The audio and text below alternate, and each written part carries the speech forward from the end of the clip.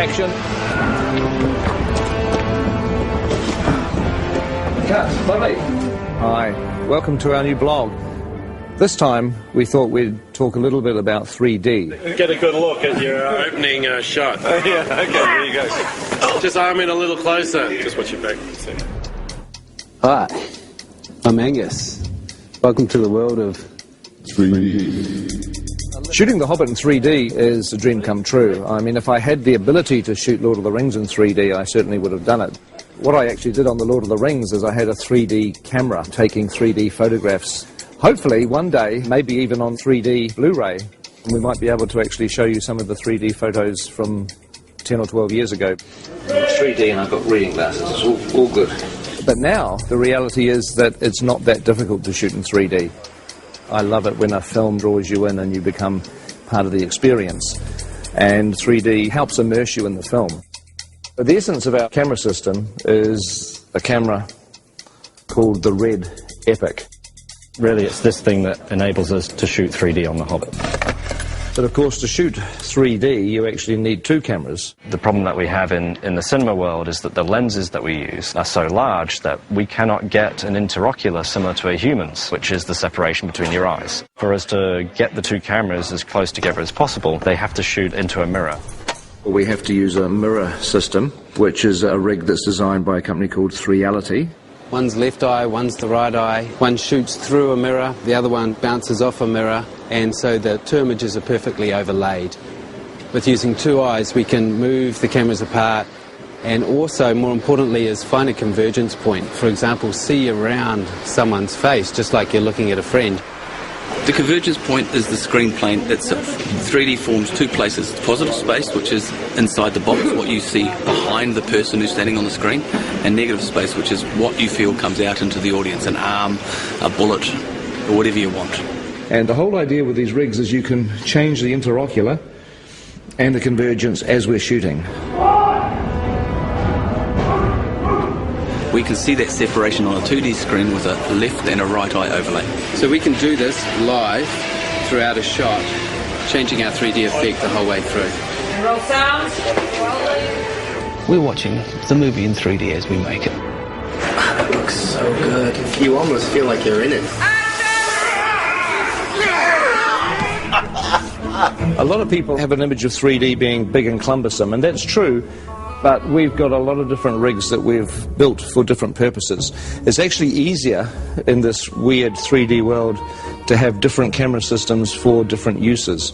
So this is a camera that we built to go on a crane that can move around and it never comes off the crane. This is the TS5 in a handheld mode. It's our main workhorse camera. It's light, it's small, so it allows Peter to get into very tight, narrow corridors and caves as if he would with a 2D camera. Oh, yes, yes, yes. You know, mobile camera work has always been very important for the films that I've made, and the last thing I wanted to do when we went to 3D was to restrict or change the shooting style. So with the camera doing the help as well, you don't need me to do much. It was very important for The Hobbit that we feel like the same filmmakers have gone back into Middle-earth to tell a new story. We're shooting at the same speed as you'd shoot 2D. Dollies, cranes, Steadicam, we put it on the shoulder and we shoot handheld. The same as we would always shoot a movie. Of course, once you've got 3 or 4 cameras for main unit, you need 3 or 4 cameras for second unit, which is 8 cameras, which is really 16 cameras. This is the world of the Hobbit camera department. We have 48 Red Epic cameras, and they're on 17 3D rigs. This one's called Walter, which was my grandfather. This one's Ronald, my uncle. Emily was Fran's grandmother. Perkins was actually Fran's dog. Witchy Poo, Frank, Bill is my dad. Fergus is the name of one of our pugs. Tricky Woo, that's the name of Pekingese. Stan is another one of our pugs. There's cameras called John and Paul, George and Ringo, who are not relations of mine. Are we having fun? Yay! We're not shooting film, we shoot digitally. We shoot onto these cards, which slot in the side of the camera. And each one of these is 128 gig. On top of that, you're shooting at 5K resolution. A very sharp, clear image. Needs like a chart, but you know, like 5K's there, 4K's about there, and then your 1080 home TV is down here, so it gives you sort of an idea of the amount of information that we're actually capturing on these. Let's do another one of those. 48 frames, yes. Yep. We're shooting The Hobbit at a higher frame rate, at 48 frames per second, which is twice the normal 24 frames. The human eye sees 60 frames a second, so 48 frames is more of a natural progression toward giving the viewer what they would actually see in the real world.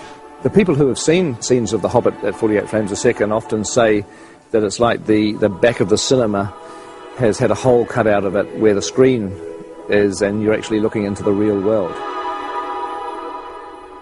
Once you add stereo, and it gives you that extra ability to control depth, you can devise ways in which it can become part of the storytelling of the film. For instance, in Mirkwood, we really play on the fact that it's a forest that's kind of hallucinogenic almost. It draws you in. It makes you part of it, and you may never get out. What we want is just to stay where you are and then... Stay back! Stay where you are!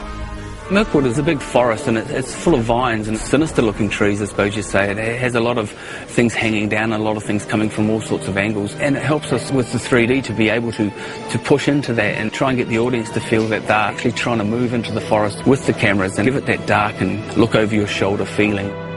Colour-wise, with the red camera, tends to eat colour a little, and so we add more colour. If you look at the ungraded footage, the trees look incredibly psychedelic. They look like they were painted in 1967. We wouldn't normally be quite as bold as this, even in Mirkwood, which is an enchanted forest, so it's like we oversaturate. Look! In the movie, they won't look anything like that. They'll be graded down, and you'll just get the barest hint of colour in the finished film. They're coming back!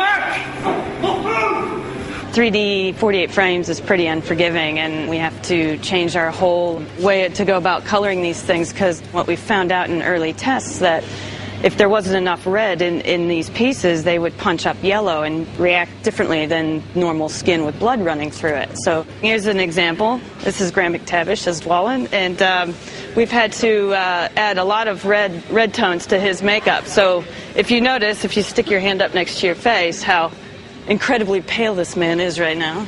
I've barely seen daylight for the last 6 months, that's fine. Yes. So we have to add the blood in the piece to make him look like a normal flesh tone. It looks freaky now, but on film it's going to read beautifully.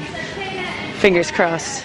With the 3D HD stuff, it is amazing how when people's hair moves around on the wigs, it has to actually be the real thing. It has to be real hair. And you find, because the number of frames a second you're using and so on and so forth, if you've got real hair moving around, it just looks real. I've never worked on a film that's 48 frames per second and uses the cameras that we're using. It's challenging to look for fabrics that work. I know full well that a fabric that we bought ages ago for a dressing gown for Bilbo would probably make people feel sick if they saw it on camera. It's got spots on it with a little spot inside it, and it would just be like someone throwing stones at your face, I think. So I've avoided that fabric like the plague. It's in very poor taste! Others are just a joy to behold, and the camera picks it up and the audience could see every last detail. So in that sense, it's really exciting. This film is really breaking new grounds in many ways as far as the technology of the filming goes. But John and I are still working in our time-honoured methods of pencil and charcoal, composing pictures in 2D. And we thought we'd try and come up with some way of actually incorporating a 3D aspect into the way that we were producing the concept art. That might communicate more clearly to Peter and to the other technicians. So what we're doing is 2 drawings. One is in red, one is in blue, and the 3D glasses have a red lens and a blue lens, one for each eye. Don't go too heavy on it. This is probably the first serious cinema production where the actual concept art has been done in 3D. Rather than sharing just the same office, we're actually sharing basically the same vision. Yeah. There's been a bit of a tendency for me to take on the blue, and obviously, you know, sitting on the right-hand side of the picture, it's easier to actually get your head around the left side. It doesn't make sense when you try and explain it like that. It's a huge help for Peter because we're actually proposing the full depths. I mean, it means Peter has to wear glasses when he looks at our art, but... Yeah. My God, coming at you, look at that. Whoa. If you happen to have a pair of glasses like these at home, you should be able to see the artwork in 3D. You look great. Very three-dimensional. You've definitely improved. I know. So I hope you found this blog interesting. I know it's a little frustrating because just about everything we've been talking about you can't actually see at the moment. You can't see the 3D, you can't see the 48 frames, you can't see the 5K, but you will. December 2012, you'll finally get a chance to see what we've been talking about. Anyway, I've got to get back to set. It looks like they're almost ready for me down there. We're actually shooting today, as you can see, in a pine forest, but it's not really a pine forest. It's a polystyrene and plaster pine forest. But very shortly, we're going to be leaving the studio and moving on to locations for a few months. So the next time we see you will be from a location somewhere in New Zealand. Catch up with you soon.